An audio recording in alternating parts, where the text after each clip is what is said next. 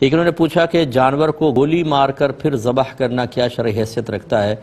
دیکھیں یہ تو اس کے حرام ہونے میں کوئی شبہ نہیں ہے کہ اگر بغیر کسی وجہ کی گولی ماری تو یقینی سی بات ہے کہ تکلیف ہے۔ نبی کریم صلی اللہ علیہ وسلم نے تو ایک جانور کو دوسرے جانور کے سامنے ذبح کرنے سے بھی منع فرمایا،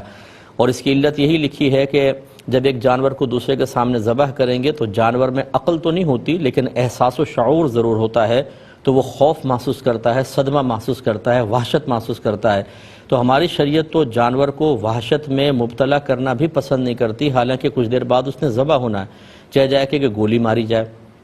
ہاں اگر یہ ہے کہ جانور بے دکر بھاگ چکا ہے اور بہت ہی خطرناک ہو چکا ہے، ایسی صورت میں اولاً تو یہی کرنا چاہیے کہ کسی ڈنڈے کے اوپر کوئی لمبا سا چھرا باندھ کر اور دور سے اس کو، یا تو کوئی نیزے مارنے والا ہو ماہر تو بہت ہی اچھی بات ہے، بسم اللہ اللہ اکبر کہہ کر ماریں کہ جسم میں کہیں پر بھی گھس جائے یا کٹ لگ جائے اس کا اور وہ بلڈ نکلے اور وہ کمزور پڑ جائے، پھر اس کو آرام سے آپ ذبح کر لیں اور یا پھر